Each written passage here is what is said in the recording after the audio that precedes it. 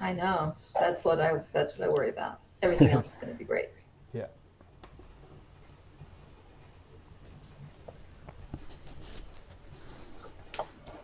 This part can go in my pocket so I don't stand on it. Cool, so we should be live now.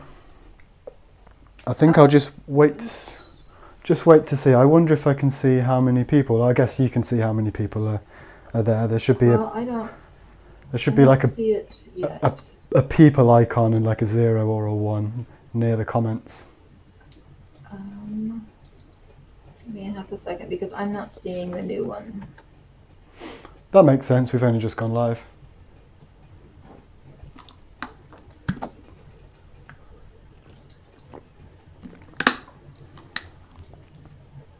It'd be good if I could see my end if there are people here.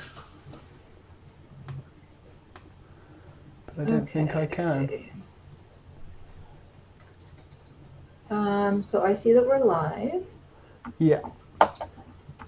And participants. Cool. Yeah, so I can see we are the only participant for now, which is fine. That's absolutely fine. I wonder if after the video is posted that you can go in and clip the live stream a little bit. Failing that, I bet. I've got a saved version locally and I can just edit it and upload it. Yeah. So maybe we'll give it 5 minutes just to see if anybody creeps in. Okay. And even if they don't, it's still good to do a dry run. So, or you know what I mean, an actual run. Absolutely. Where do you get your? Do you have to get your miso paste from online? No. So when I moved, I am now in what we call the Asian district of Oklahoma City. Okay. And so I have a huge Asian supermarket that's less than a mile from my house. Oh, lovely. And they probably have 50 different kinds of miso. It's amazing, and the prices are fabulous. So no, it's phenomenal. So I have to get this from Amazon. So the town I live in, you'll just get it from the little speciality shops where it's like £200 a kilo or something stupid. Yeah, it's let me think. So it's a 1 pound container, and I think it's $6 is what I pay for it. Oh, very nice. Yeah, it's a lot cheaper than mine. Yeah, it's great, and it's phenomenal because they have so many different varieties. Ones that you normally don't ever have access to. Yeah, it's really nice. It's really nice because tapioca, I can get a lot of ingredients that I use. I use that for your cheeses as well, don't you? For the cheese, I use it for. I do a turkey lunch meat. And, cool. That, and I also use it for the gluten-free breads and stuff that we make. And so, if you look on Amazon, it's ridiculously expensive, and I got containers of it for 79 cents last week. So, and then they have jackfruit and just all kinds of things there that are much, much cheaper. I think this was £5 for 750 grams. That's not. I've actually used that one before. That's not terribly. No. That works out with that works about the same amount as what I picked for that brand. Oh. That's good. So this is the recipe I'll be making. I don't know if you've seen it in the picture. Can you see that? I saw when you were doing it before. Yeah, it looks amazing. When you were, I think you showed it to me that you were doing the test run. So I was at a party last weekend, and I took some to see what people thought of it.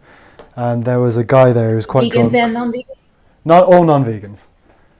And there was a guy there that literally ate all of it and was trying to thrust money at me, saying, "Can you please make me some?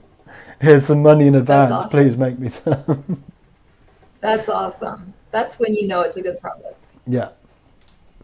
Yeah, so the idea is, if we I suppose we can just get started, can't we? It doesn't really matter. I suppose. I'll just pretend you are my audience. All right. Unless. Yeah, no, that is. Let's have a look. Live chat. Got it. There's a. Do you know what I might. Do you know what I might do? I might put a quick post out on the Seitan Appreciation Society just to see if anyone's about. That's a great idea. That's a great idea. Because then maybe some people will feed in a little bit. That's a great idea. Hello. Ah, cool. You are the first person. I'm just going to post into a group, and maybe I'll put the link to the YouTube channel. I wonder if it shows on participants. This is going to be a little bit higgledy-piggledy because I have never ever live streamed before, so participants. Yeah, cool. So you can see the chat, Courtney, yeah? I can see, I don't see anything posted on the chat yet. Is there something posted? Yep. So you've gone to my profile, and well, you've gone to. Oh, there it is. I just wasn't up high enough. Cool. Okay. So you can monitor that. I see it now. Cool. Yep. I'm going to paste into the Seitan Appreciation Society the URL. Yeah.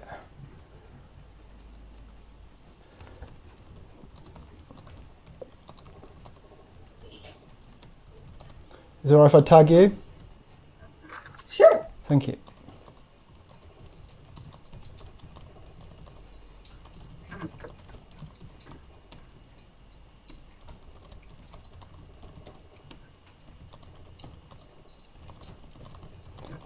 If anyone has nothing better to do.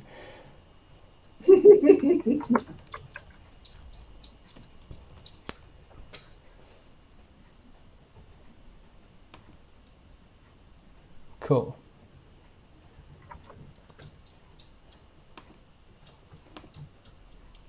That is that then. Cockers, where are you coming from? Where do you live?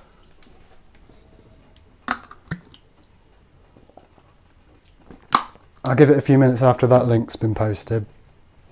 And okay. Then let's get cracking.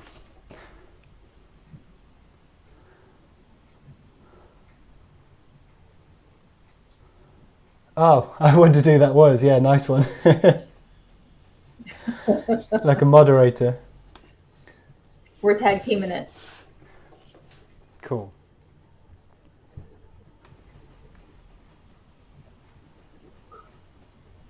Hi, Gillian.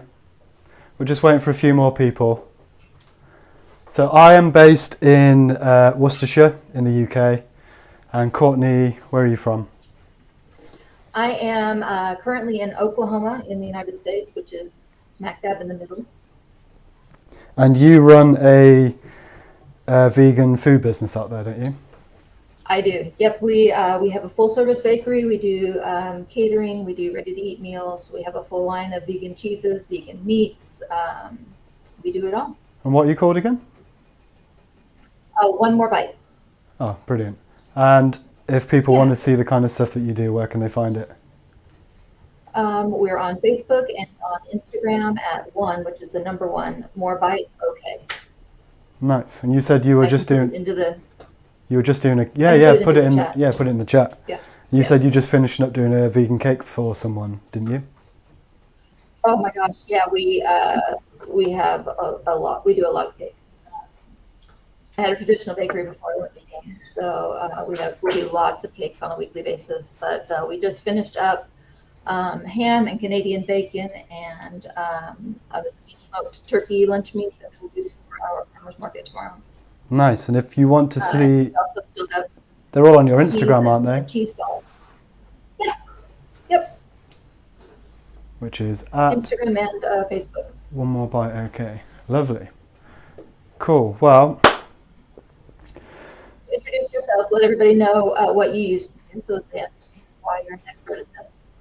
Haha. So, hello everybody and welcome to my first live stream. I'm joined today, as you've just heard, by the lovely Courtney, who is the owner of One More Bite vegan food business, and also one of the administrators at the Seitan Appreciation Society on Facebook, which is a group of 120,000 people now. Yes, yes. And if you need inspiration, if you need help, then it's a place to go. Yeah, I'll put the link to And that it's group how we in. met. That's how we met many years ago. Yep. So Many years ago. I'll put a link to that in the description after the live chat. So, God, 5 years ago, I used to run a activism campaign called the Free Vegan Cookout in Leeds, where we'd set up a table, a stall, and we would give out free food in exchange for conversation. And we'd all bring our own bits of food and buy stuff from the shop. And around about that time, I'd started playing about with seitan, which is obviously the vegan meat alternative. And I'd take like sandwiches along, I'd do some hams, some chickens and stuff, and they got really good reviews. So I thought there might be a business there. So I started a business called Green Beets Kitchen. And then 2 months into that, the big C word happened for a couple of years, and people like us really struggled, and it kind of failed. So I kind of fell over with that and took a bit of time out. And I thought I'd leave a legacy, and I'd just post one video on YouTube of one of my most popular products, which was the chicken shreds, the vegan chicken shreds. Right. Which you sold in shops and markets and the curry places. It was not a failure. I think you chose to should have been more than in.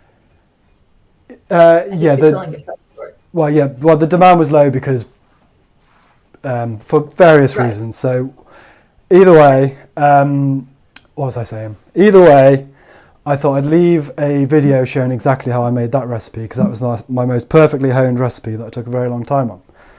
And I completely forgot I posted it. And then about a year later, about 6 months later, I started to notice the views were climbing really quickly. And 18 months later, it's now 86,000 views. I started on 67 followers. I've now got 2,400. So I thought there was a lot of really nice feedback, and I'm really thankful that you've all watched it and commented, and I've had a few conversations with you. I thought I'd start doing a few more videos now, and I've got some motivation back. So this is what this is. This is my first ever live stream. Thankfully joined by Courtenay, and I'm going to be making my new recipe, which is a alternative to a very popular UK product called, I won't say what it's called, but it's basically chicken tikka pieces. This is what it's going to look like, just like that. And I'm going to make it today, and I will post the ingredients and the recipe in the description afterwards. So we had a bit of technical difficulties and I didn't really have time. So how does that sound? Does that sound like a good plan, Courtney? I think it sounds amazing. I'm excited to see it in action. Brilliant. So I'm going to steam this. No, I'm not. I'm going to simmer this recipe. I've used a pressure cooker before. I've used steaming. I've tried baking, but for this one, I like to simmer it for a multitude of reasons. But I'll also, as we go on, because what I'd like to do in my recipes is be as transparent as possible.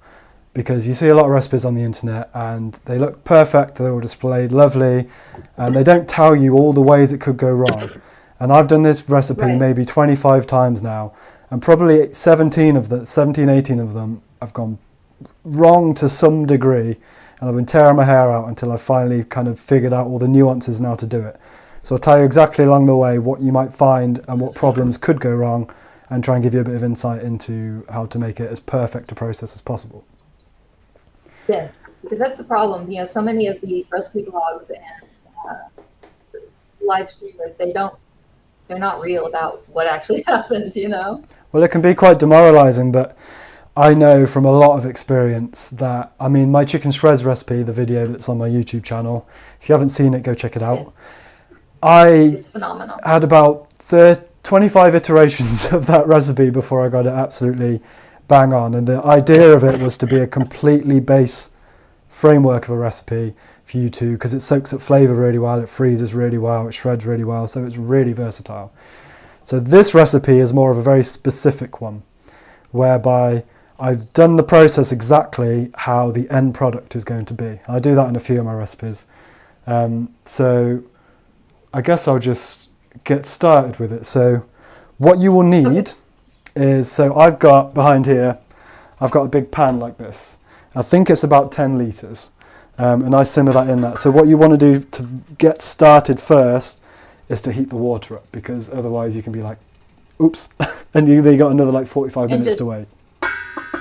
Just plain water?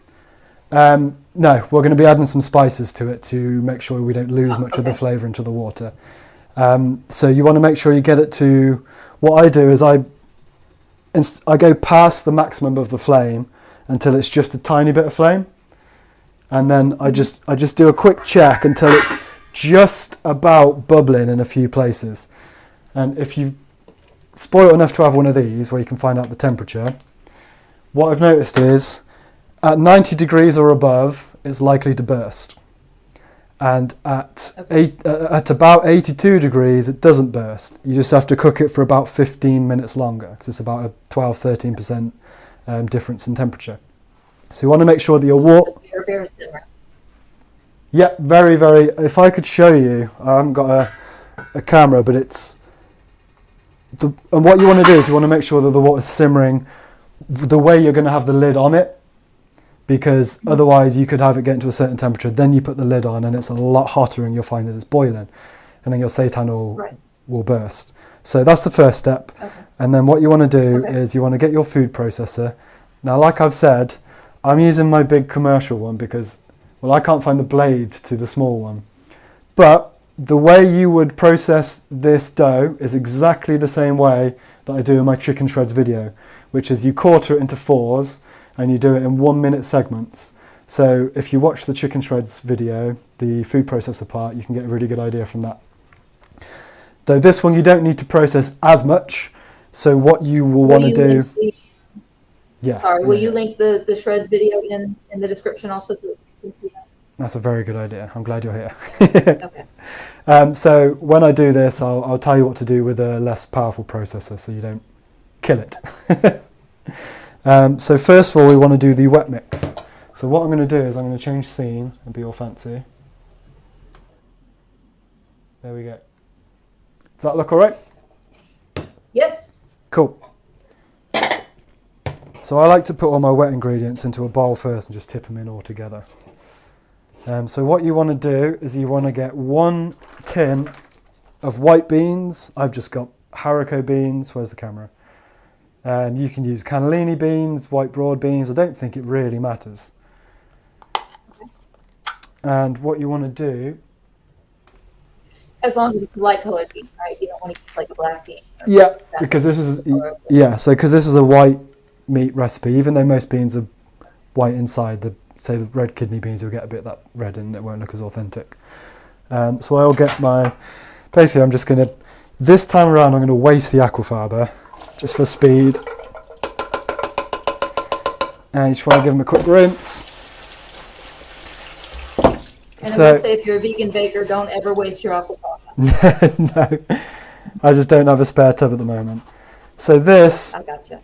This, at least in the UK, this is going to be around about 240 grams. And then what you want to do is, so the tins are 400 grams, and that's what I based it around. So you want to bring the water up to a 400, and then add another 125. So really, what you want to do is just pour in water until you get to now. And you've got the scales on. It says about 240. You want to keep pouring in water until it gets up to 525 grams. Okay. And that's about right. That's a bit off. I'm quite meticulous, so it's gone up to 533 there. It probably doesn't matter in the grand scheme of things, but I'm just going to take a bit out.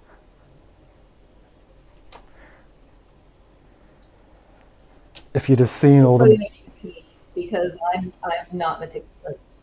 If you see some of the spreadsheet formulas I have, and I like to be quite precise because I did it commercially. You need to be able to do it. Yeah. You need to be able to repeat it as quickly as possible. And then what you want to add is a tablespoon of apple cider vinegar. I don't know where... Oh, my tablespoon measures in here. So for anybody who doesn't know, this helps to cut out the gluten taste in the Vital Wheat gluten. It helps to kind of, in fact, it's a really good flavour changer for any recipe. I use it as a deglazer if I'm sautéing something, so I like to water saute. So the last part of the water saute, I'll use some apple cider vinegar instead, until that's evaporated and the flavour's really enhanced. And then you want to get 2 tablespoons of white miso paste. I was saying to Courtenay earlier, I got this from Amazon because where I live you can't get it anywhere. If you don't know where to get it, in fact, again, I'll plug the Seitan Appreciation Society on Facebook because loads of people from all over the world are in it and they'll be able to tell you where to get it from. Yes. So 2 tablespoons of white miso paste. It's pretty much the only salt I'm actually putting in this recipe. So I like because to, it'll be picking up some salt from the sauce and everything, right? well, it's a dry powder actually, the Tikka powder. Oh, okay. Cool, so we got our miso paste in. And then we want to add a tablespoon of oil. You can avoid this step. It adds to the juiciness, like the moistness of it, and it helps to stop the gluten forming too strongly because these are meant to be a little bit softer, so it kind of helps in that regard. You'll find it might be a bit drier if you don't use oil. Right. Do you find that as well? You can sub aquafaba for it. Yes, I do. Mm-hmm. It helps with the mouthfeel. It helps with the tenderness. But you can sub other liquid for it if you're avoiding oil because you're whole food plant based or Exactly. Whatever you're. Yeah. So I'm now going to dump this into my food processor. Okay.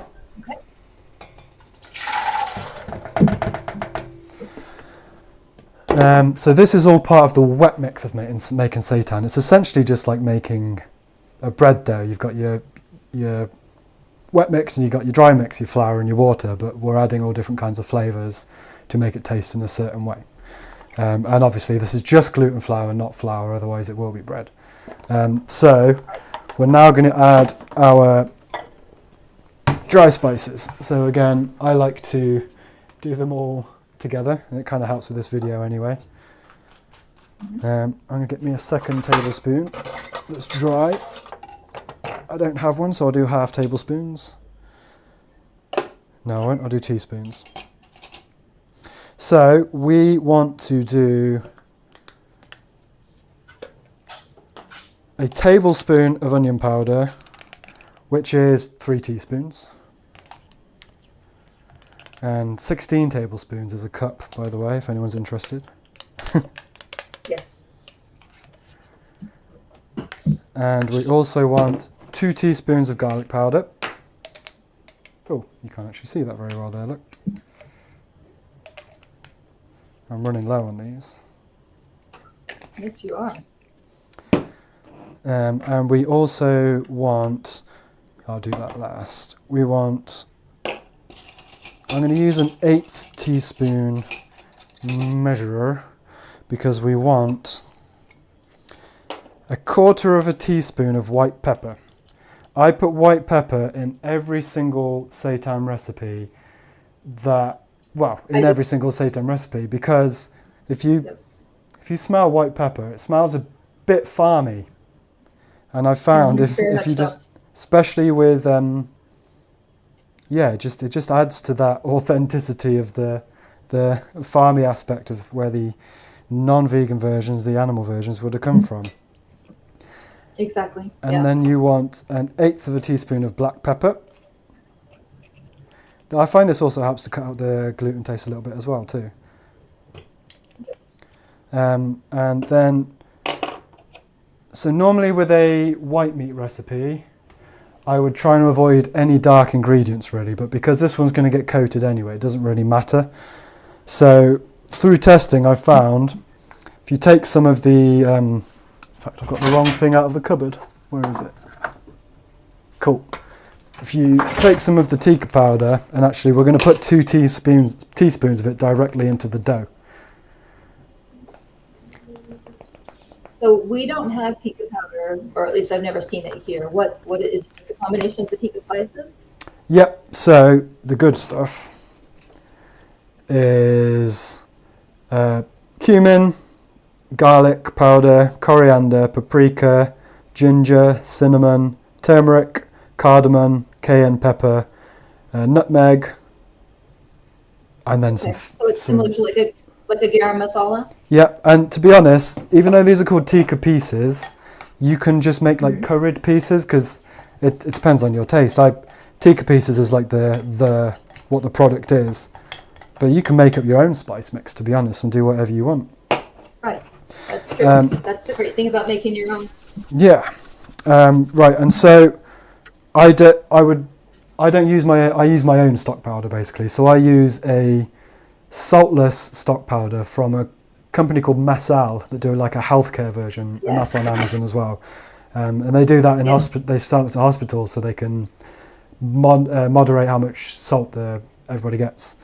So I use that, and it is 2 tablespoons of nutritional yeast to the stuff, to 1 tablespoon of the stock powder, and that kind of gives it kind of like a roast chicken crisps kind of smell. And what you want is 15 grams of that.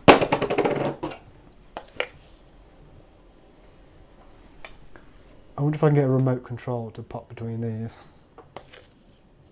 That would be nice. Cool. And that is it for the dry mix, I believe. So this version then, since you're using a no salt bouillon, like that, is it lower in sodium than the store-bought version? Yeah, and actually I've got screenshots of the nutritional difference between the two products. So if you want to know if you like to know just how much better the nutrition is, especially when you consider how much cheaper it is, stick around because I'll be putting up a little bit later on the difference between the two on Chronometer. So we want to be putting this into the blender. Now, I don't know how loud this is going to go, but we're going to find out. See if you can still hear me.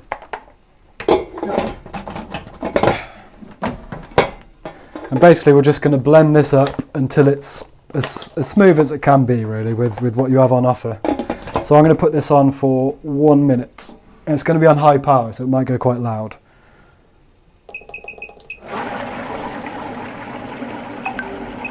No, not too bad. That's at 1. There we go. There we go. It's a big machine. Yes. So this machine, can you hear me okay? I can hear you okay. Cool, so this machine did about 120 kilograms of dough, seitan dough, a dense dough, over a 2-week period, and it didn't even batter an eyelid. It's absolutely brilliant. That's amazing. But I've made all of these recipes with, so this is a 1500 watt or something like that. I've made a lot of recipes, like in my chicken shreds video, with one I got off eBay for £40. It's like, as long as it's like 900 to 1000 watts, you can get them in the cheap ones, then it should be okay in 1 minute bursts. Which again, in my shreds video, if you go and watch that, it shows it just how good it is. That went going quiet, just completely made me lose my thought. So there we go. So you want to get as much of the wet mix down into the middle as possible to get as much flavour. So that's all I'm doing now. Just making sure that I haven't lost anything, because I know how my food processor works. And it really is now as simple as putting in 300 grams of Vital Wheat gluten. So if you don't know what Vital Wheat gluten is, I don't know who's watching. They've taken a flour and water dough and they've freeze dried it. Nope, they've washed off all of the starch, so you're just left with a glob of protein, the gluten. Then they've freeze dried it, or however they've done it, and then they've just ground it down into a powder. Um, and you know a lot about doing washed flour things, don't you? But I like the control you get with Vital Wheat gluten because, you know. It's much easier to use vital wheat gluten. Washed flour, there's a lot of variables with different crops and also gluten, and it takes a lot of time, but there's just two different options. But vital wheat gluten is definitely an easier product and definitely easier to be more precise with it. Yeah, so I'm putting in exactly 300 grams of Vital Wheat gluten. So what have we done so far? We've done the bowl with the wet mix. We've done the bowl with the dry mix. Yes. Sorry, I'll say that again. So we've done the bowl with the tin of beans with water made up to 525 grams. We did a tablespoon of oil, and we did a tablespoon of apple cider vinegar, and we did 2 tablespoons of white miso paste. They went into the processor, and then we put together our spice blend in the bowl, which was 15 grams of your stock of choice. And this is a vegan chicken stock I made that I explained earlier. And then you have a tablespoon of onion powder. You have 2 teaspoons of garlic powder. You have 2 teaspoons of chicken tikka powder. It's chicken tikka powder. Tikka powder. And then you have a 1/4 teaspoon of white pepper and an 1/8 teaspoon of black pepper. They went in. We blended all that up till it was smooth. Now we're going to add the Vital Wheat gluten and turn it into a dough. Right. And if people aren't able to get the no salt powder, should they adjust down the amount of miso? Does it become too salty if they can find the bouillon that has the salt already added? What I'd suggest is I'd go a bit heavier on the nutritional yeast. Okay, just to balance it out that way. I forgot to change theme when I did that little speech. Oh well. Yeah, so I do 2 tablespoons of nutritional yeast to 1 tablespoon of my saltless veg stock or vegan chicken stock. Okay. So maybe you do 1 or 2 teaspoons of the salty stock to 2 tablespoons of nutritional yeast. Because nutritional yeast is one of the most active ingredients in the vegan chicken stocks anyway. And if you've never tried nutritional yeast before, it's got like a nutty, cheesy smell, but it also has a kind of a hint of like roast chicken crisps in it. So that's why I use it with it. Yeah. So if you now are faced with using a much cheaper food processor, what you might want to do is either just pulse it all together. Yeah, you'd want to just pulse it all together in the food processor until you've made a dough. This is a lot easier than doing it by hand, so I'm lazy. So just put it on the lowest setting. It's not lazy, it's just efficient. Yeah. So you just want to make sure that all of the dough is incorporated, all the flour is incorporated. It annoys me when it all gets stuck around the sides. Pretty much, as with most seitan recipes, the part that's going to be the most important part is going to be the processing of the dough once we've made it. So what you find with seitan recipes a lot of the time is they're all very similar at the start. You have your wet mix with flavours, then you have your Vital Wheat gluten, and then suddenly the process is the thing that makes the difference. Yep. So all we're doing is we're combining. I think it's what makes the difference between average and outstanding seitan. Yeah, I tend to agree. Because there's a lot of variables with seitan. There's a lot of things that can go wrong or make it not how you'd expect it to go. So with this recipe, I'm going to show you exactly what I do after we made the dough, why I do it this way, what can go wrong if you do it differently, and what can still go wrong even if you do it this way. Like sometimes it's just you can't predict it. And this is my favourite part coming up. So at this point, with a smaller food processor, you take the dough out as is. And it's kind of like in a very, let me change the angle. It's in a very like crumbly state, like it pulls apart really easily. And you can divide this into the whole, I've taken out a little bit, but there's a lot more in there. You divide it into 4, and then you process it for 1 minute, and then give it a rest, and then 1 minute again, and do that with the other 3. And just make sure you put them in a bowl and covering them. Just like in my chicken shreds video, if you want to go over, it's the other video on my channel, it's called Perfect Every Time. That shows the exact process I'm on about right now. And by the way, if anybody who's watching has any questions at any point, feel free. Even if it's not about this recipe, I'll try and help you based on any problems you might have. I think we'll try and have a Q&A section at some point too, if anybody's still here. Sounds good.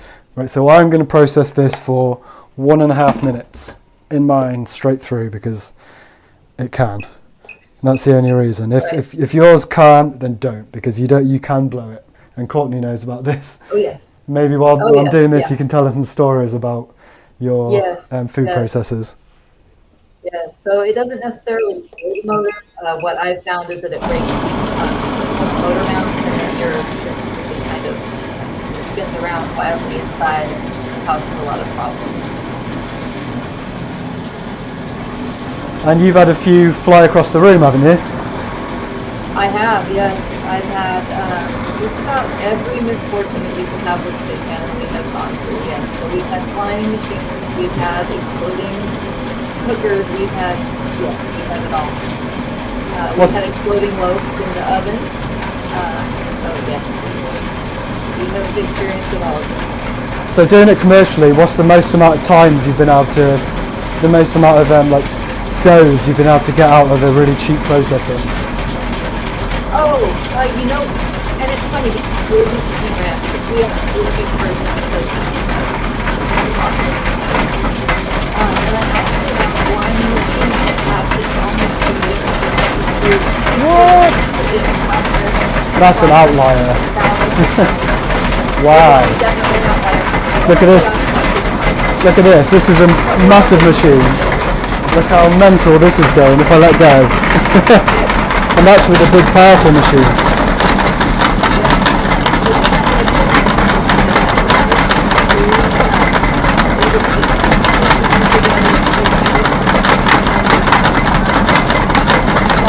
But if you're using a smaller machine at home, you definitely don't want to leave the machine, and you definitely want to keep it on the top. So this is, compared to my other video, this is going to look slightly different. It's not, so you want it to just be warm, not hot, and like, because in my other one, you go like that and it sticks to your hand, that like taffy. That's what you want in the shreds one. This one, you want it a little bit softer. So it's like, it's pliable and it comes apart easily, and you can see the fibers, but you can see it kind of coming apart a bit there. Yes. You don't want it to be too glutinous, if that's the right word. But what I do tend to do though, give it a little wangle. I think people said it was, oh no, I said something about it being phallic in my other video. And I just kind of like make it a lot more dense at this point and wrap it around itself just to help it kind of condense. And you're actually defining what you're doing. Yeah. It's not just for entertainment. And then you just kind of get it into a ball.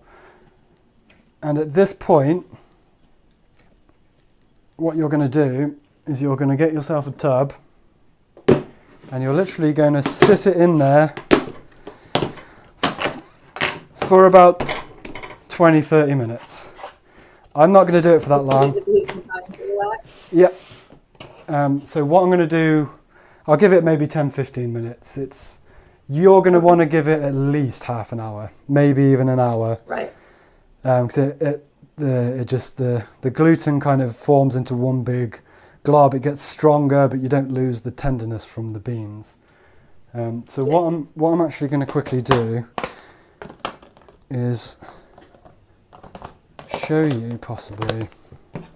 In fact, why have I used beans in this recipe? I think that's a very good point. So when you're making seitan, that's a great question, Adam. Why did you use beans? Thank you for asking.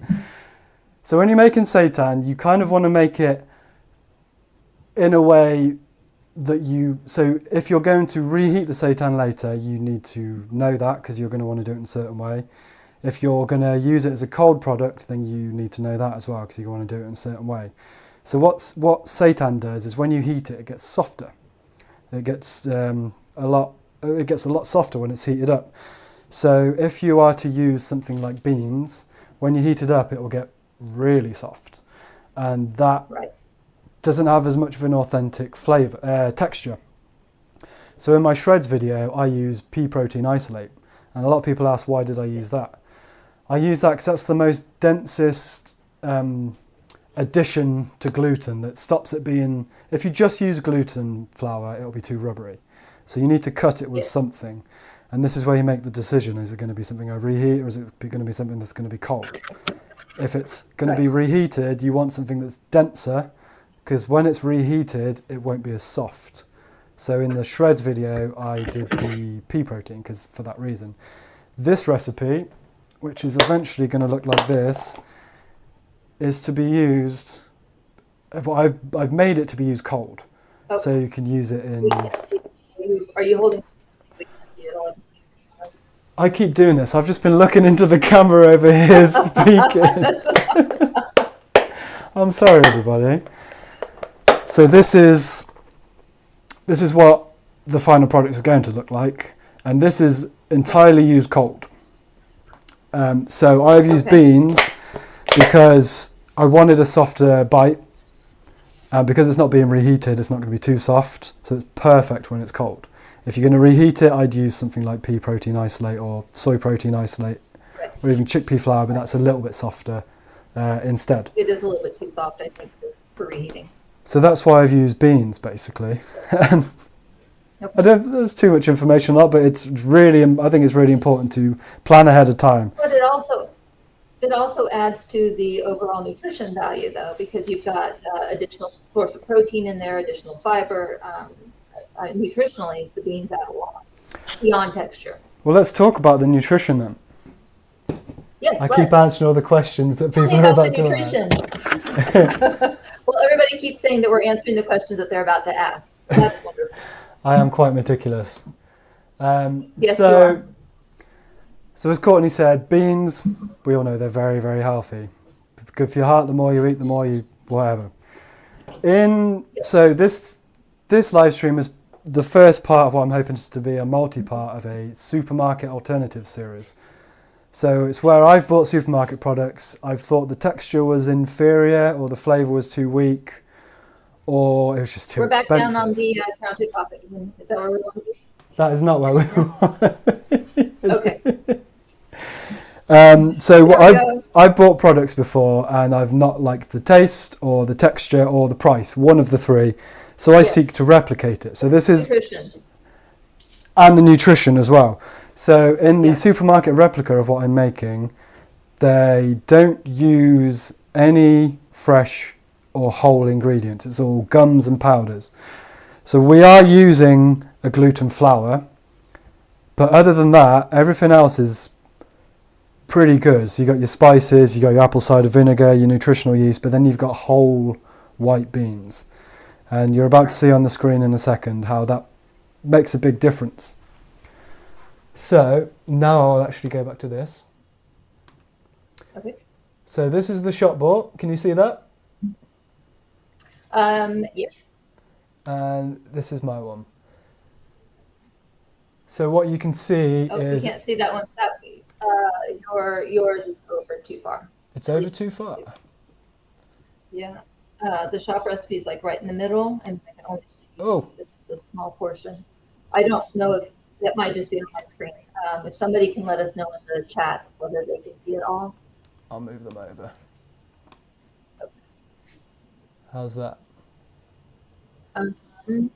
Better on my still. Yours is still off a bit on my view. Is your browser not maximized? Because otherwise, you might just have to scroll to the left. Yeah, that might be fine. Can everybody else see both pictures?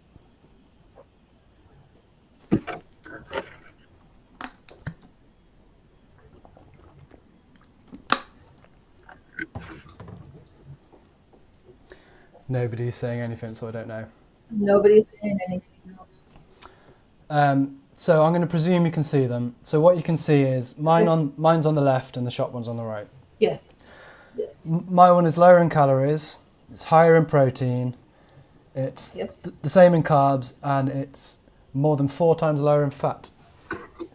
And as you can see nutritionally, I think some of them, they don't have the nutritional information on chronometer, but you can see the sodium in mine is less than half. The protein's higher. The sodium's lower. And just the overall nutrition score is a lot higher. Yes. So what you're doing is you're Definitely what I would rather have. So in this recipe of my first series of my supermarket alternatives, what you're getting 75% cheaper. So for me, doing a small batch, buying the ingredients from the supermarket for making it yourself, it costs about £5 per kilogram. If you're about to, and that includes all utilities as well. And if you were to buy this in the shops, then it would cost you £25 per kilogram. So you'll be paying £3 for 130 grams. Whereas this recipe produces an end amount of about 920 grams, 915 grams, and it costs me less than a fiver. So it works out about £5 a kilogram. So you're saving 75% and you're gaining nutrition. And saving money. Yep, you're saving money, you're gaining extra nutrition, and to be honest, the texture's a lot better than the shop one too. And it boosts your culinary skills, so... That's true. It's a win-win-win-win. Learn a new skill while you're eating better. Yep. And there's a lot less plastic involved with the packaging, etc. too.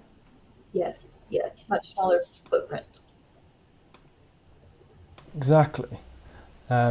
So maybe I'll talk about a few ways this can go wrong. Okay.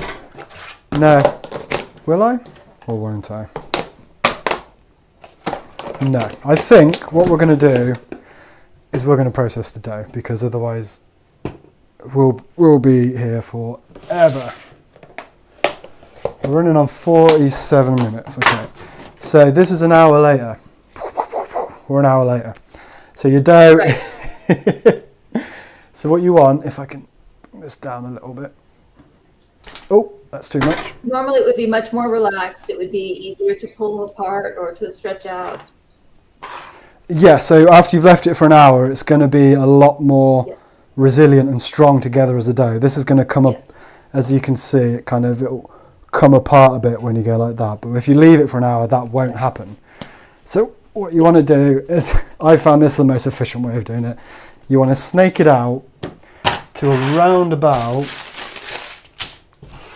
the width of a piece of, in fact, so I've got this parchment paper here, which is 38 centimeters wide.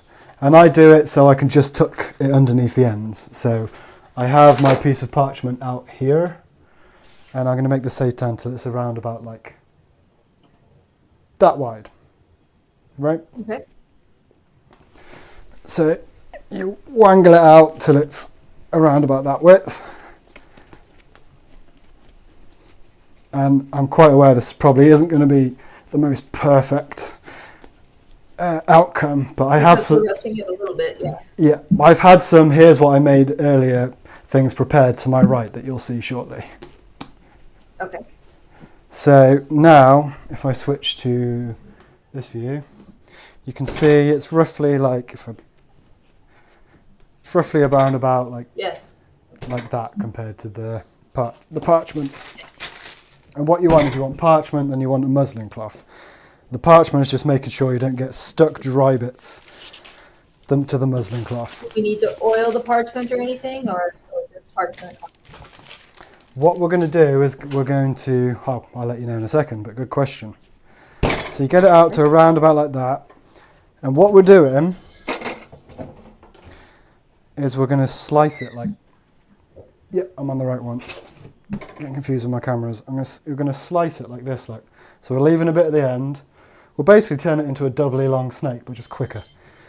So we're slicing it like that, right down the middle, and then breaking it open and then making sure that's kind of smoothed off. And then you've essentially got a longer snake, but we're doing it like this. Right. So this is part of the important part of the process that I was on about. Let's get more in the centre. Okay. And this is where you make or break how you want your recipe to go. Yes. So we get it like this. And then what we do, instead of oil, we take some water and we get it all nice and wet. As wet as you can get it, to be honest. It does not matter.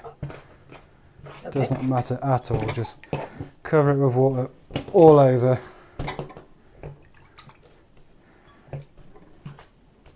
Because this is going to stop it from sticking when we twirl it up. You can use oil, but then I find water's easier to deal with because it's not really slippy. Right.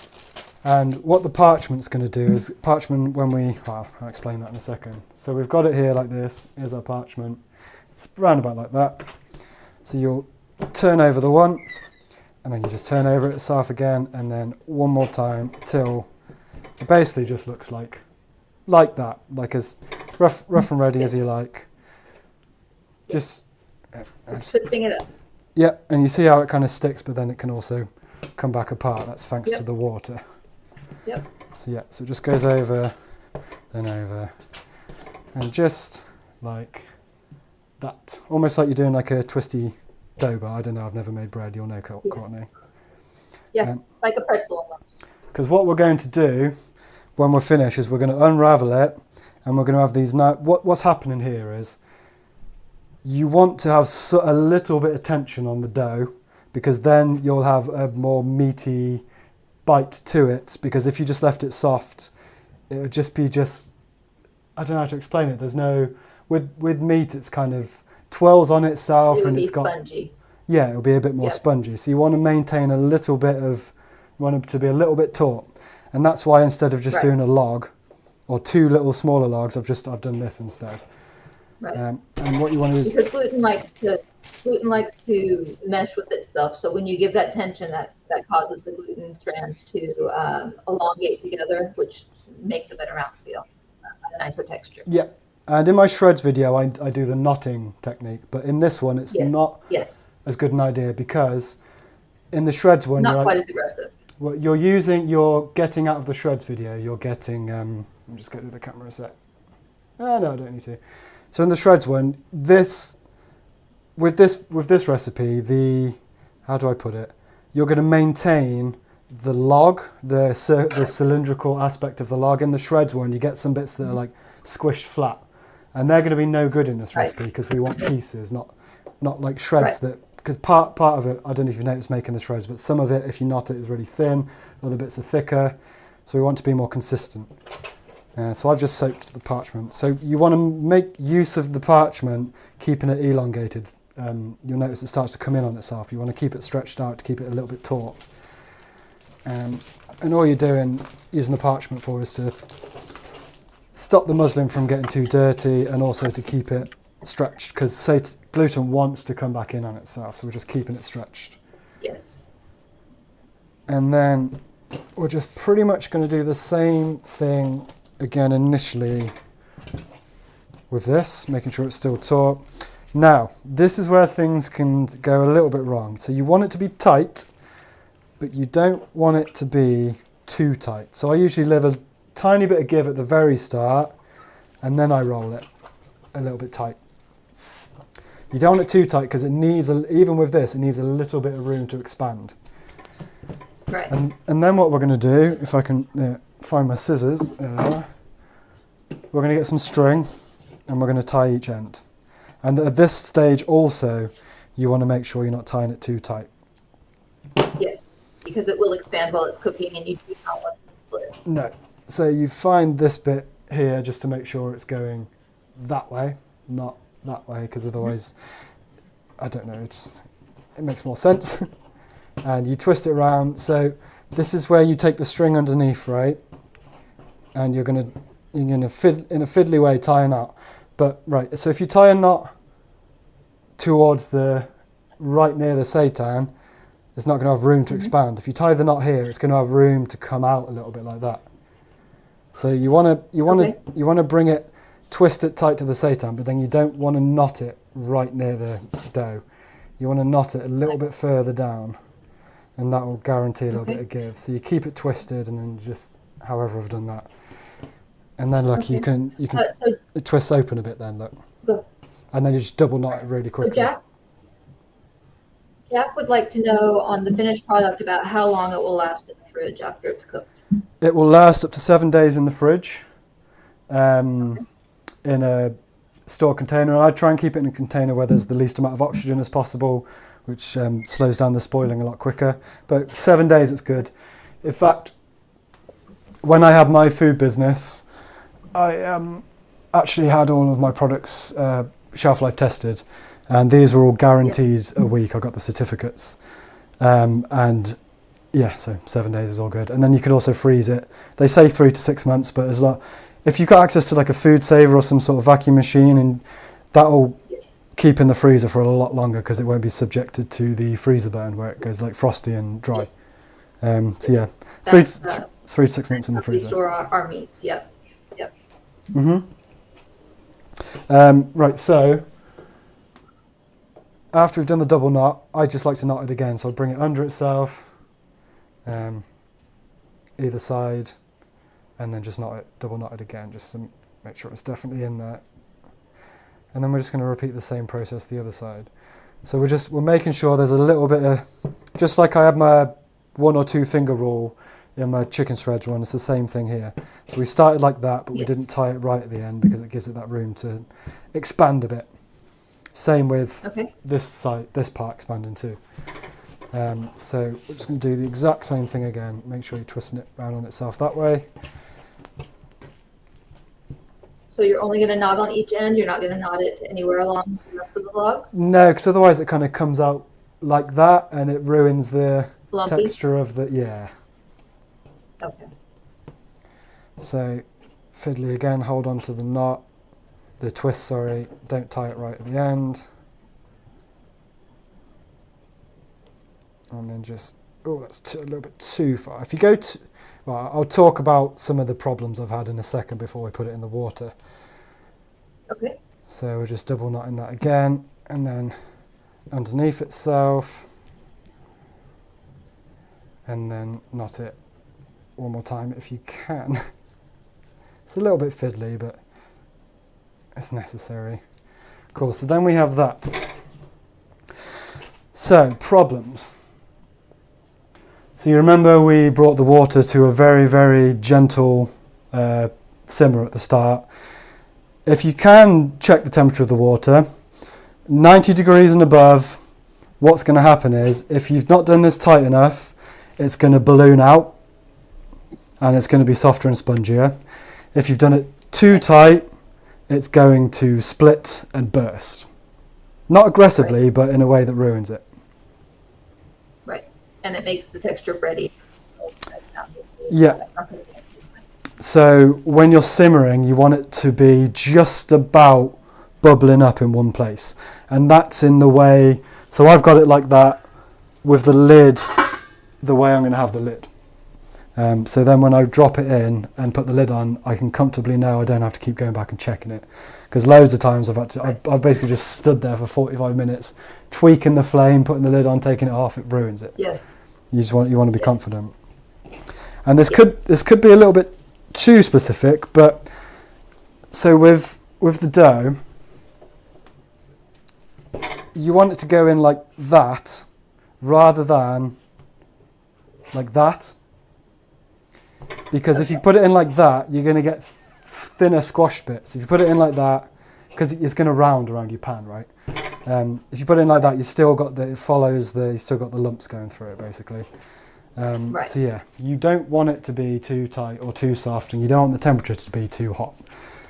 So this is around about perfect. You want the water around about 82, 83 degrees. So it's just about bubbling with the lid on. And that's going to go in for 2 hours. And one more step. So because we're subjecting it to water, it's got the chance for all the spices in it to kind of come out. So what we're going to do is we're going to try and counterbalance that a little bit So there's no measurements involved in this. I'm just gonna chuck some cumin seeds in. Okay. Do the same with some cumin powder. Like not much, maybe like half a teaspoon, maybe 3/4 of a teaspoon of them. Like a sprinkle of chili flakes. About how much water do you have in your pan? Well, this is a 10-litre one, and How far? I've done it 3/4 of the way up. Oh. Because yeah, I'll come to that in a second actually. So I like to just cut open the cardamom pods a little bit just to make sure you get the insides, and just put 2 of them in, and then a little bit and then just like a splash of the Tikka powder, and now you've got like a really lame and basic little curried broth, which is just going to help keep in the subtle flavour that we're going to add to later with powder. So what was it you said? How much water's in there? Yeah, so I'll talk to you actually about what problems you can face once it's in a minute too. So we're going to tentatively, and try and, in the way I said, folded that way, just plonk it in. And I use a wooden spoon to just press it down to the bottom and just have it curving round the edge of the pan. Because there's a few things that can happen. When it starts cooking, it will start to expand and become like rock solid, like almost vacuum sealed, and that can tend to float up to the top, and you might even get like a quarter of it just hanging out the top of the water, and that's not going to cook very well. So you want to try and have it smushed around the edge to start with, and it will harden that way, and the force of it will stay like that. But one time the force has been too much and it's actually just pinged up a bit, so you want to be a little bit careful. But that was very, very rare. I think I did something wrong. And if it starts to pop up uncontrollably, which sometimes it does, what I've done is I've just got something like this, and literally just kind of like sat it on it, just to weigh it down, basically, just so that I know that the seitan's underneath the water. Because otherwise you can get uneven cooking. And I actually come up with a product idea. If you have a pan like that and you have like a soldered griddle bit on it that has a gate, and you can put your food in and it's under the water, and then you close the lid, so you know it's always going to stay under the water, because it can start to float up. I have a plate that I actually put down into mine, and then I just weight it down with pie weights, and that way it keeps it starched. Yeah, I mean, this is where recipes get a bit nitty gritty. You just kind of do what especially in your own kitchen, you just do what you have to do. Do what you have to do, yeah. So yeah, when that's in, you want to put the lid back where it was, where you had the simmer, and I'd give it 10 minutes and then just have a quick check that you've got that nice rolling simmer. But you want to set your timer for 2 hours. And do you need to check water levels during that time, or no? If you got the lid on, if you got the lid mostly on, so I have my lid with just a bit of a crack, because the way my flame works, that's how it works. It'll be different depending on your cooker. But no, mine doesn't need to, because I got the lid on. If you have it with the lid off, you may need to check and just top the water up a little bit, preferably with like tap hot or near boiling water, just so you don't slow down the cooking process. So that will go in for 2 hours, and then when it's done, it will look a little something. Right, it'll look like this. So this is a finished one. So it's this. You can see this is where it was curved around the thing. It's actually cooked that way, and I've left it tied and everything. When it comes out, as most people probably know, it comes out hot and like inflated. You just leave it to sit, and it just goes back down like this. This is one at 82 degrees. You can see it's still that thin shape. This is one. This is one at 92 degrees. It exploded and went really fat and kind of all flabby. Look, you see.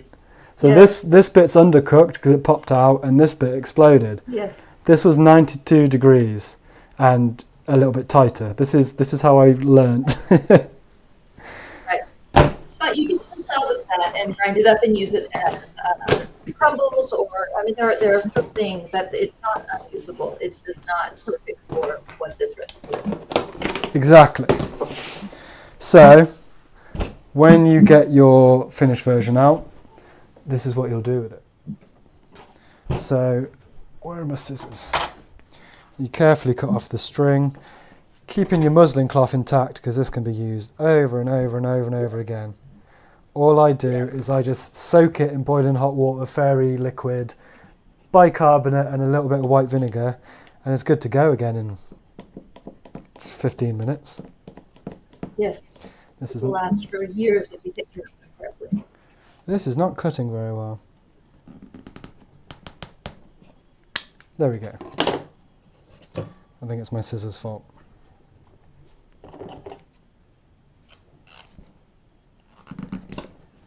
That's one side. Let's quickly do the other. So this is where we start to. So we've processed the dough in a way that helps us at this point now. So everything after. So we've mixed the dough together. That's by the by. You're mixing your wet and your dry, and you're making a basic dough. The part after that, up until now, was getting us ready for this point. And this part is getting us ready for the end point. So it's all very specifically done based on what recipe you're doing. So we take the parchment off. This is always my favorite part, to tap it and see. Yeah. So you remember we wrapped it over on itself. Now, I would suggest when you take it out of the pan, leave it for an hour till it's warm, and then just kind of find the seams and crack them a bit. Because if you wait until now, it's going to be very difficult. There we go, look, you can see it.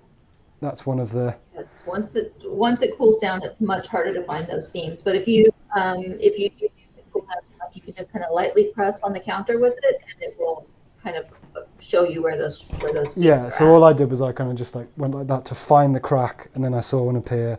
And all you're doing is you're following the seam. Yes. Just like this. Where does it go this way? We're about to find out. And you can see where the two ends were, and now it's going to unravel, I hope. There we go. So I can even just cut this like that. So this is how we started before, remember? So it's kind of, it's got a thickness to most of it. Right. Whereas this bit here would be like a lot thinner if we were to knot it, because it would be cooking more like that. So now I'll get my chopping board. And what we're doing is we're getting a knife.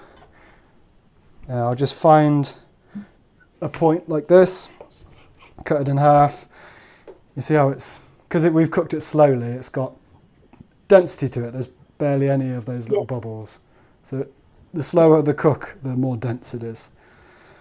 Yes. And you want that with meat, you don't want it too bready. So what we're doing is, I'd say about, I don't know how much. I mean, you'll know what bite you want, but it's kind of like that, like quite thin, not too chunky.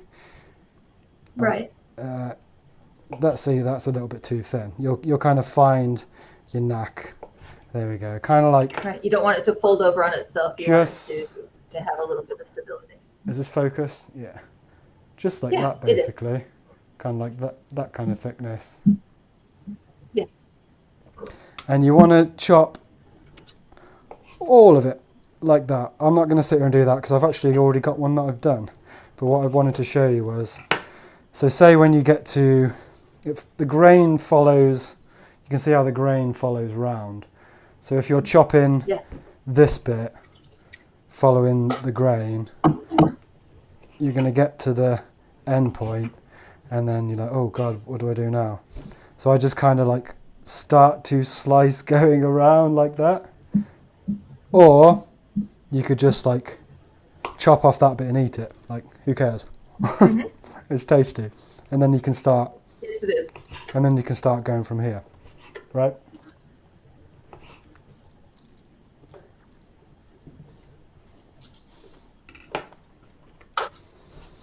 And you will do the whole thing like that until you have done all of it. So I'll put this off to the side. Ta-da! And this, right, here's a real, I've got something that's really interesting to show you actually, if I can, I've left it all the way over there.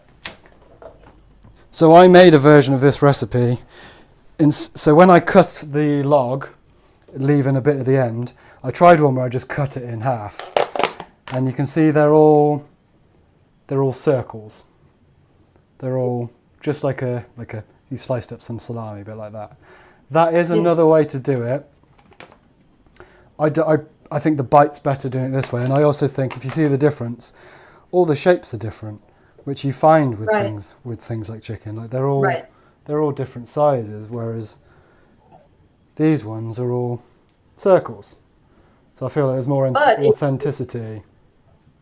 If you decided to switch up your spices, you could make a pepperoni or a salami or something like that with it, correct? And slice it the other way? Yeah, you could. Yeah, you want a completely different dry mix of flavours. And if anybody has any questions surrounding stuff like that, feel free to ask. But yeah, so we've got all our different shapes and sizes now. And this is where we'll start to add the tikka. So there really is nothing special to this. I buy store-owned tikka powder for ease. And what you want to do, you want to get your scales and you want to do a tablespoon of the tikka powder per 100 grams, basically.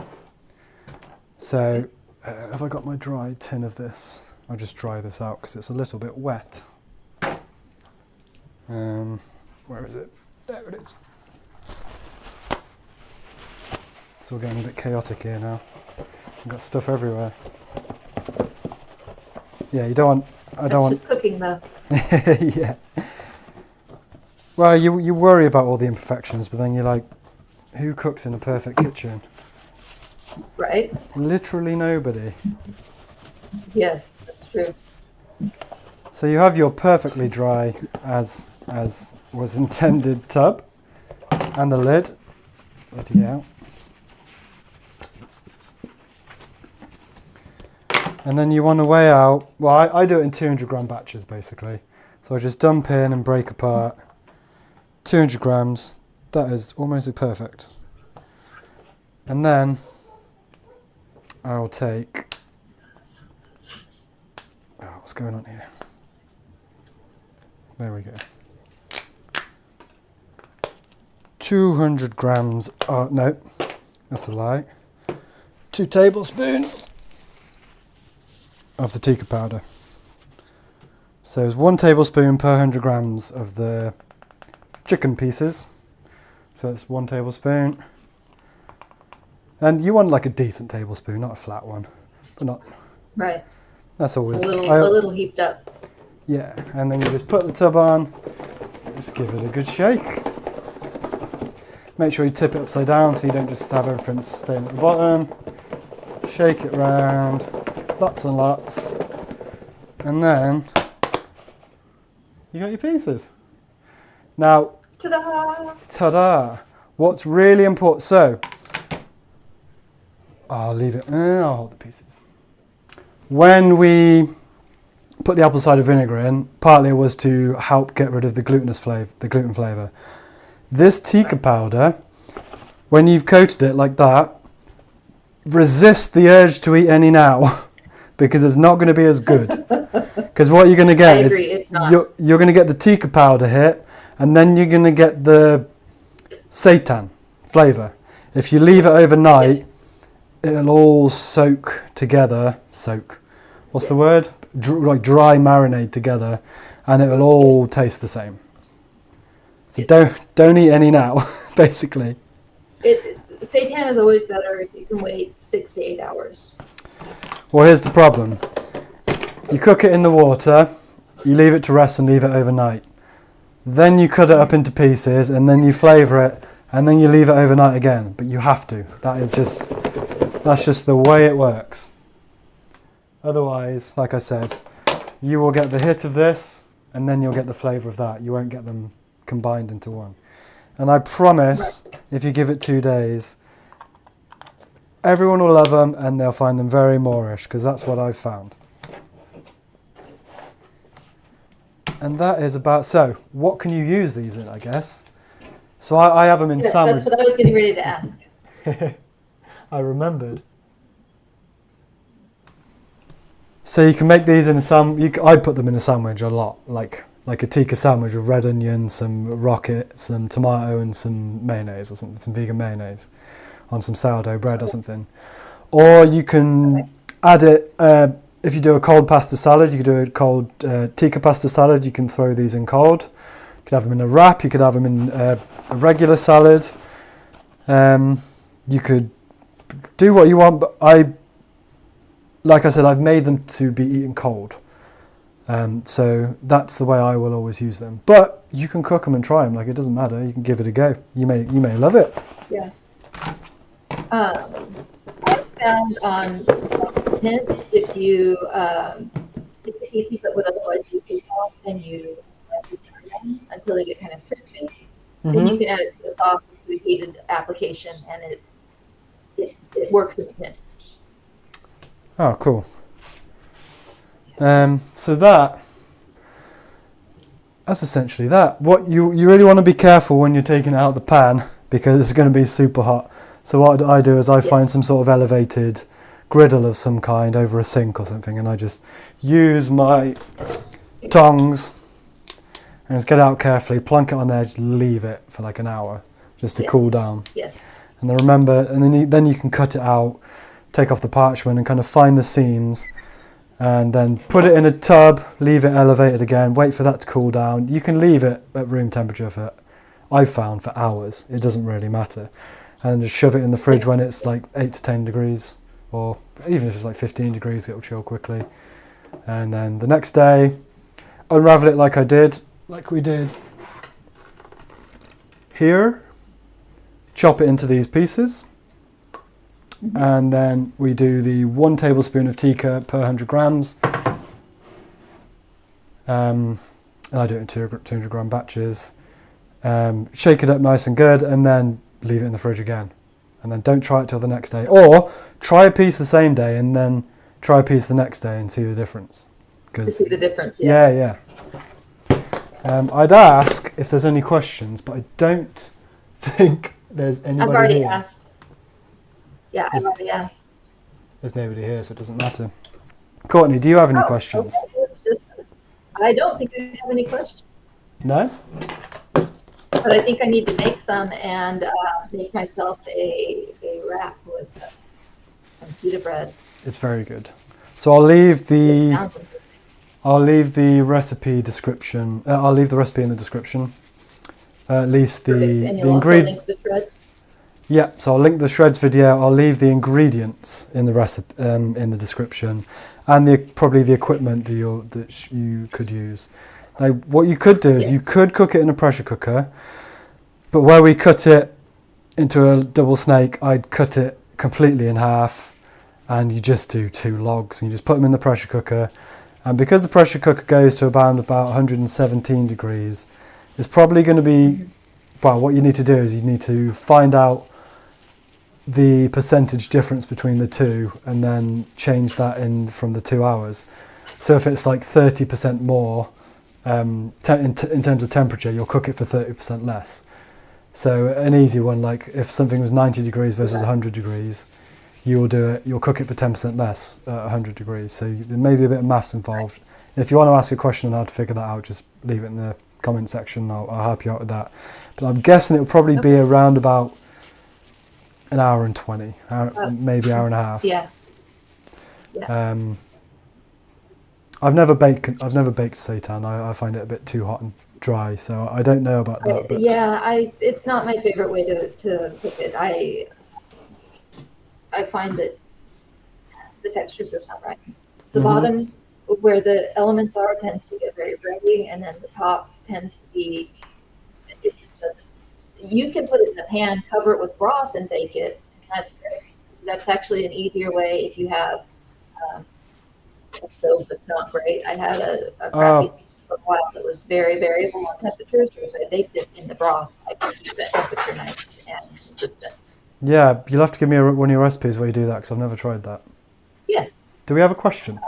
Somebody yes, would like to know if there are flavor variations in the ACV and if you think that that would make a difference for the recipe. Flavors between brands of apple cider vinegar.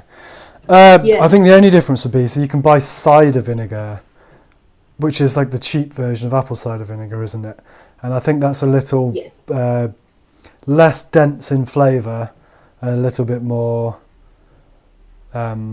acidic. Acrid. But Yeah. is that? Do you think? Would you agree? Yeah, I would. I will say, particularly during the pandemic, I had a really difficult time sourcing apple cider vinegar for some reason here. And so I did have to use distilled white for a while or red wine or whatever I could find. And I didn't notice a huge difference in the final product. Um, What but I you think apple cider vinegar what you kind of want to do is is what I tend to go for. smell everything. Mhm. Like when I'm putting together a spice mix, I'll like say for instance with this tub, if I think it needs anything, I'll like look for a herb and then I'll like smell the herb next to this and combine them together. Right. Like just use your nose a Right. lot more in the kitchen. Like you can smell with You can this, also you can smell you can you can also smell the pinch off. fermented smell, Yeah. but you can there's a lot more depth in the smell. Whereas the cider vinegar one, it's more like just like acid. But it might just be the acid that Yes. you need to get rid of the gluten because it's only 15 mils we're putting in. So to answer the question, it's Right. not going to change the taste much at all, unless you're putting in like 100 mil But of it. you can also pinch off a piece of the raw dough and chew that kind of like chewing gum just to see what the flavor profile is like. And then obviously spit it out since it's raw, but that's a good way to taste your flavors also. Yeah, yeah, that's a really good point actually, because you can Yeah. say, especially if you're making like a red meat one, like a beef, you can see if there's enough black pepper in it, for instance, or enough of like the irony Yes. taste. Yes. Yeah, it's a good question. Thank I, you for the question. it's a great question.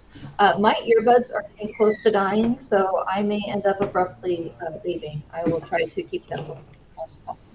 I think we're close to done. What I also, I mean, if there's no one here to answer any more questions, I mean, if anybody joins, feel free to ask literally any question about plant-based food, about seitan, about.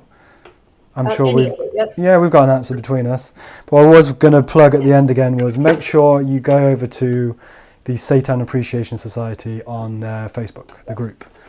Courtenay is one of the admins over there. We've got over 120,000 members. How many years has it been going? Oh gosh, probably 7 or 8, I think at this point. It's a been really quite a active while. group. It's a very active group. A lot of people that make a lot of great food in there, and a lot of people that are willing to help out. I've talked to people quite a bit. Some people like to know if we have a recipe for a sauce to coat the tikka in, and thanking us for the recipe. I have a tikka sauce. Go for it. If you want to cook it, but I don't. I've never. I guess the difference in UK and American cooking. I've never had a cold tikka product before, so I can um, I can add my hot tikka sauce on later if you'd like, but I would think probably like a tzatziki sauce or something like that would be good for the sandwich prep, right? Yeah, well, I just tend to use mayo. Like I said, I haven't made my own tikka powder here, so whenever I've made a tikka sauce, I've just used the tikka powder with like made it into a paste with like a bit of like a tomato passata or something. I'm more of a chana masala kind of guy, usually. Well, I have a recipe for the powder. I have a recipe for the sauce, and I actually have a recipe for like a tiki pasta um, that I can send you and you can add them on if you'd like. Oh, brilliant! Yeah. If you can reply to that comment with it maybe at a later date, so she gets it. Okay. directly to her. Maybe that'd be a good idea. Okay. Yeah, I could just put it in the description, couldn't I? Yeah. I don't know. I don't know what's best, but I'm sure you can figure. Yeah. What else was I going to say? Can you remind everybody of your socials for your? So you run. Remind everybody what you do for a living. So we're not a vegan food company. It's called One More Bite with the number one spelled out one. And socials are all at One More Bite. Okay, at the end of the One More Bite. Yeah, so we do vegan meat, vegan cheeses, vegan meals, catering, full service bakery. We do it. Vegan food. We do it. And where do you service to? Currently Oklahoma only. Shipping food. The U.S. is a very large country, so it's just shipping across the country is just kind of crazy. I bet. Yeah. Cool. So But, yeah. we used to service a larger area pre-pandemic, but we kind of pulled everything back closer. And we're at a local farmers market every Saturday. So if you're local, Perfect. I expect you can find that information out on Instagram or Facebook or something. or on our website, yeah. Brilliant. Well, if nobody has any more questions and your battery's close to dying, then it might be a good idea Yep. to wrap it up then. Sounds good. Well, thank you for sharing everything with people. If people don't know who you are, just to recap, you ran a vegan company for years and commercially sold all your products. Want to give everybody kind of an overview of who you are again so they know why to trust your recipes? So I was the founder of a UK-based artisan plant-based meats alternative company where I manufactured them from my own kitchen in Leeds for a few years. It's called Green Meats Kitchen. I'm now on YouTube. I think that's my main platform now. I think my other socials are Green Beats Nutrition at the moment, but I need to change that. I'm really interested in teaching people at home how to replicate any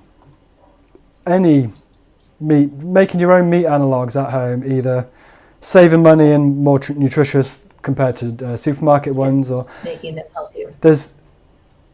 There's a lot of different reasons why you might eat plant-based meats. From you need to lower your cholesterol because you've got heart problems, or your children are vegan now, or you're vegan, or you can't afford the supermarket products and you're used to eating plant-based meats.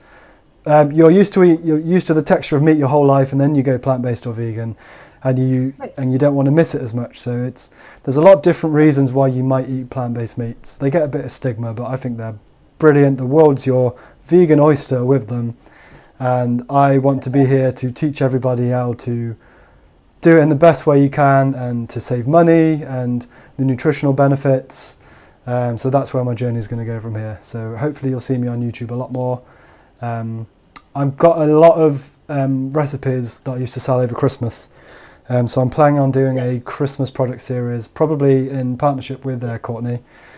So that's something you should be able to gain access to at some point towards moving more, maybe a couple months before Christmas. Try and get on a live stream once a month. Other than that, feel free to comment on here. I'll answer any of your questions, and yeah, see you next time. Awesome. Thanks for sharing it. Yeah, no worries. Bye, everybody. Bye, everybody. Thanks for all the questions.